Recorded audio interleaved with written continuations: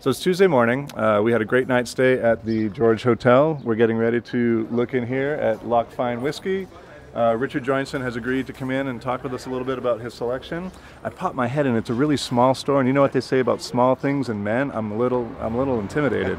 Dan and I checked out the castle, and we're getting ready to get on the road and get the ferry to Islay. So Inveraray is on Loch Fyne, and hence the name Loch Fyne Whiskey. Let's pop in and see what's going on.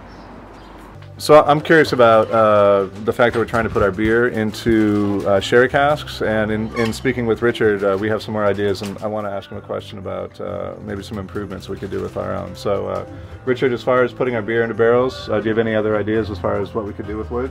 Well, you're fortunate, or maybe less so, not so, that you're not constrained by the Scotch Whisky Act, which restricts the production of Scotch whisky to a relatively simple process, thereby protecting the brand, as you mentioned yourself.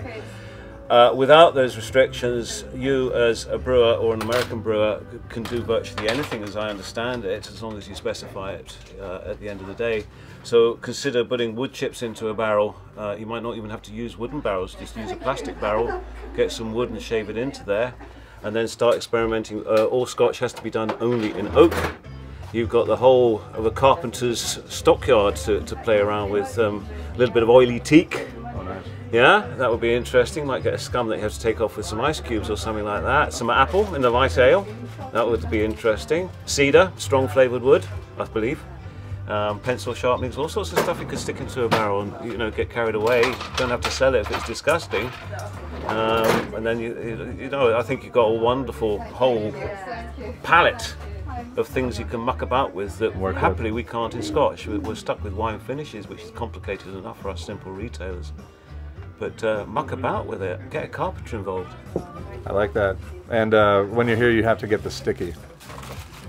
There's a plug for the Loch Fyne liqueur, by the way. Buy it. Lots of it. Again. What's the busty nail? Oh, everyone here is enjoying busty nails. A busty nail is akin to a rusty nail, which of course is any Scotch with Drambuie, technically. We're a little bit more fussy, we won't just do it with any Scotch. If you mix the Loch Fyne liqueur, which is a mix of 12-year-old Scotch, chocolate, tangerine and orange, mix that with an equal measure of Lafroig and you're getting a rusty nail, only it's a bit more interesting, so we call it a busty nail. And the good thing is you can ship to America, right? I can ship to America for the gratuitous plug section of the show. Yeah, there you go. lfw.co.uk. See you there. End. It's great. It's a great place. Dan McGovern's hiding in the corner. We strapped his wallet to the suitcase so we can't break it out here. But we're coming back Saturday and hopefully loading up for the ride home.